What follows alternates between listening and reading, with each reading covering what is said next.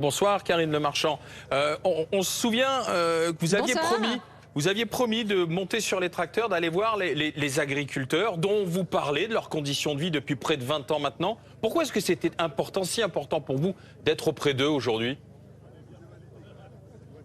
D'abord, ma parole, c'est un engagement. C'est comme ça que je suis faite. J'avais promis, je tiens. Et ensuite, il me semble que c'est important de soutenir cette corporation qui, je pense, pour la première fois, a des chances de faire entendre sa voix. C'est pas la première fois que les agriculteurs manifestent, mais jamais autant qu'aujourd'hui, la population française ne les a soutenus. Donc voilà, moi j'en fais partie. Je suis une consommatrice et c'était très important d'être là auprès d'eux. Mais Karine, qu'est-ce qu'ils vous disent, ces agriculteurs, lorsque vous les rencontrez là, sur ce point de blocage sur l'autoroute A4 ? Bon, d'abord, ils me parlent souvent, quand même, je suis un petit peu habituée à leur parler, mais ils sont déterminés et ils sont calmes. C'est-à-dire que c'est un point de blocage ici qui est sans violence et ça change aussi des différentes manifestations. Ils sont indignés. C'est une colère rentrée, c'est pas des gens qui s'expriment souvent, c'est plutôt des taiseux d'habitude. Et donc je pense que ils ont à cœur de faire entendre leur voix avec calme et détermination et ils ont tout fait pour durer le temps qu'il faudra. Dans votre émission, vous avez senti monter cette colère et même parfois ce désespoir sur leurs conditions de vie. Alors, leurs conditions de vie amoureuses, on le sait, mais aussi tout simplement la difficulté de pouvoir vivre de son travail. Nous, dans l'émission L'amour est dans le pré, on a, je laisse passer pardon. Dans L'amour est dans le pré, on a plein de façons d'être agriculteur. On a des agriculteurs qui sont riches, d'autres qui ne le sont pas, des gens qui ont compris le système du business, qui savent jouer avec les aides. Le prix du blé, il est déterminé à la bourse de Chicago, donc ils ont tout sur leur ordinateur. Ils vont arriver à garder leurs grains jusqu'au bon moment, etc.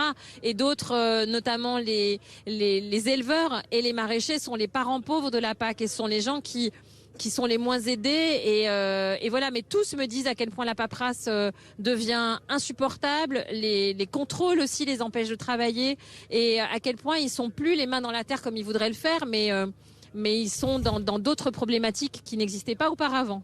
Mais tout à l'heure, je vous ai entendu dire, les consommateurs peuvent aussi changer la donne. À un moment donné, il faut arrêter, je vous cite, d'acheter de la merde. C'est-à-dire qu'aujourd'hui, vous savez, on est sur un marché du libre-échange. Alors, je ne parle pas de la partie de la population qui est dans mode survie et pour qui chaque centime compte. Je parle de la majeure partie des Français qui, quand ils vont dans un supermarché, ont souvent le choix. Je prends l'exemple des endives assez souvent parce que c'est vraiment un produit assez français.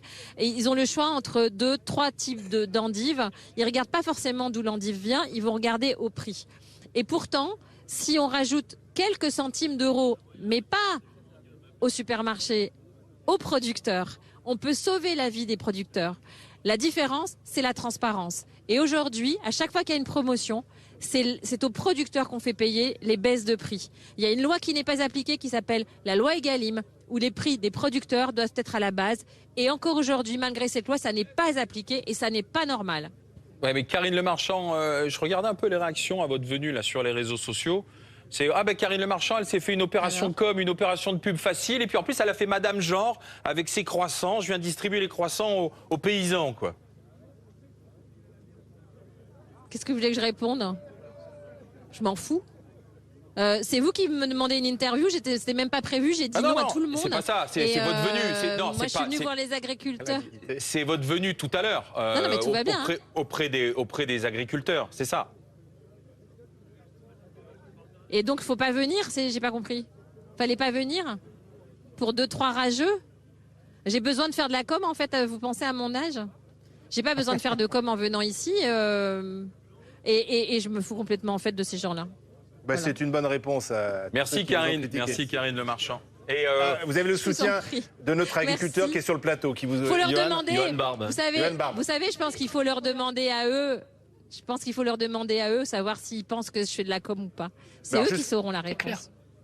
Merci Karine. Johan Barbe, vous voulez la remercier en direct. Merci à vous pour le soutien, Karine Le Marchand. Mais surtout, moi, derrière, je vois pas un esprit de com. Je vois quelque chose, un vrai soutien de votre part. C'est du temps pris sur votre temps pour les agriculteurs. Et pour nous, il est important qu'on J'ai soit rien à soutenu gagner, par hein. l'ensemble de la population et tous les corps de métier. Donc merci d'être présent à nos côtés C'est ça. dans ce barrage qui est, Avec comme vous grand l'avez. plaisir. Merci, à bientôt.